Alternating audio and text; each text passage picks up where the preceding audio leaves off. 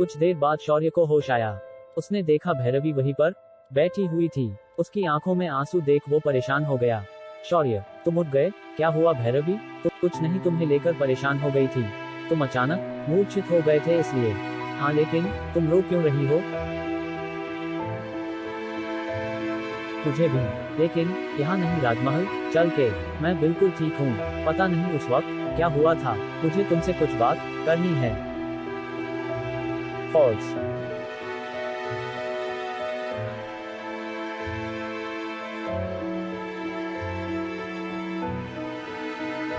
शौर्य और भैरवी सीधा राजमहल के लिए प्रस्थान कर गए। शौर्य को पता चल गया था कि भैरवी किसी बात को लेकर परेशान थी। फॉल्स।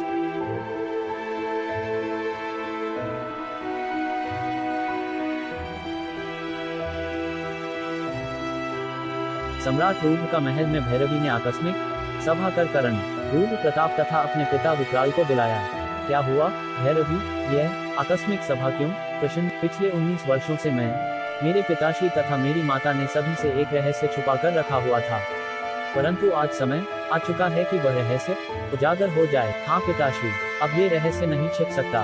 मैं कोई साधारण कन्या नहीं अपितु राजकुमारी अरुंधति का पुनर्जन्म हूँ, और मुझे अपने जीवन का मकसद पूरा करना हो। मैं भी तुम्हारे साथ चलूंगा। जा रहा हूँ। नहीं, आपकी जरूरत इस राज्य को है। मेरी अनुपस्थिति में त्रिकु सिंधस्त को क्षति अवश्य पहुंचा। तो तुम कब जा रही हो? सकता है MWS कल।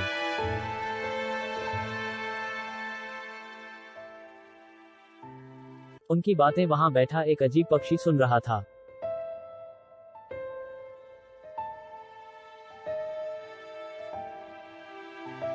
पाताल लोक। वो कल जा रही है उन 3 पुताओं के लिए। कहो अकुरा, क्या समाचार है उसका? फॉल्स।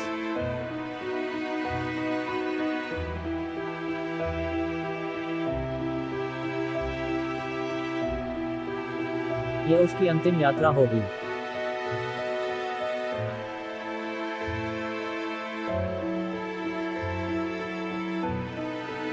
मृदुला वन में। जो अच्छा हुआ आप शीघ्र यहाँ आ गए राजकुंवर।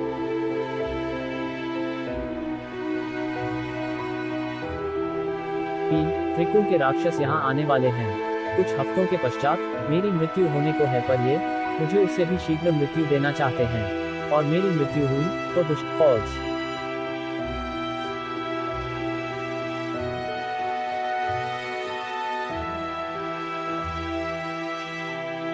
बीभत्स चेहरे वाले तकरीबन 1000 राक्षस उस पेड़ की तरफ आ रहे थे।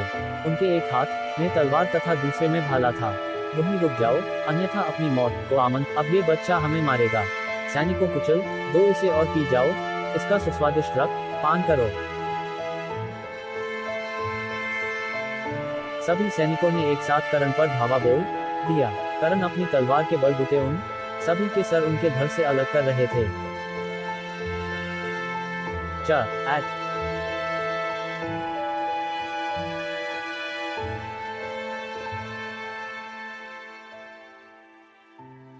फॉल्स।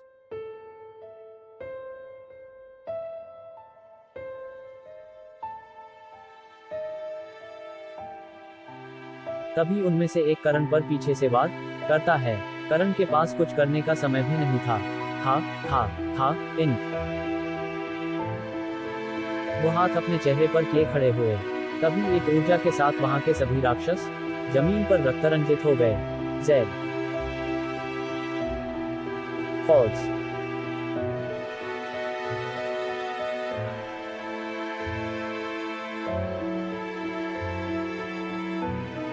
करण ने देखा मुंह पर वस्त्र बांधे एक नवयुवक उन राक्षसों से भिड़ंत कर चुका था।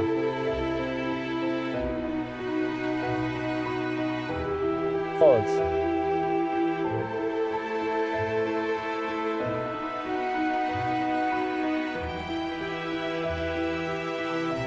फॉल्स।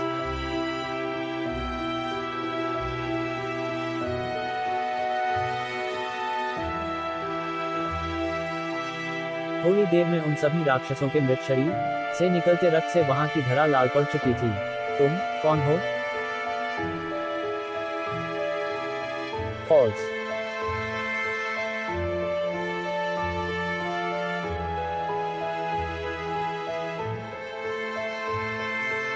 उसने अपने चेहरे का वस्त्र हटाया। वह एक सांवले रंग के परंतु गठीली देह का मालिक था। साथ ही साधु वस्त्र पहने वह तलवार लिए अत्यंत शोभायमान लग रहा था। मैं चिरंजीवी ने मुस्कुराकर कहा तो करण को याद आया कि भैरवी ने उसे उसके विषय में बताया था। पर तुम सब कैसे जानते हो? तो तुम भी भैरवी की भांति मुझे आज भी विचित्र शक्तियों वाले हो। ठीक है चिरंजीवी। नहीं, पर भरखी ने अपनी शक्ति का एक हिस्सा मुझे दिया था जिससे मैं सिंहस्थ की, चिरंजीवी ने कहा और दोनों महल को चल पड़े। भैरवी ने 3 दिन तक लगातार अपने अश्व को दौड़ाकर कंबुज राज्य तक का सफर खत्म किया। वह वहां की प्रसिद्ध शिवलिंग से 100 कोस दूर उपस्थित वन में जाने लगी। लेकिन रास्ते में उगी जंगली कांटेदार लताएं भैरवी पर लपटने लगी। भैरवी ने उस खंजर से उन सभी लताओं को काटने लगी। उसने देखा सामने एक वृक्ष था जिस पर कई रुद्राक्ष थे और उसके लिए कठिन था उनमें से एक को चुनना। उसने अपनी आंखें बंद कर भैरव का आवाहन किया। मानसिक तरंगों के सहारे भैरव उससे जुड़े। मुझे आपकी सहायता चाहिए मान्यवर। मुझे, मैं स्वयं नहीं आऊंगा, लेकिन तुम्हें इतना बता सकता हूँ कि उस असल रुद्राक्ष को तुम पहचान सकती। तुम्हें अपनी कमर में रखे उस खंजर का प्रकाश डालने पर वह रुद्राक्ष भी चमकेगा। उसके पश्चात अश्वत्थ राज्य के लिए चल पड़ी।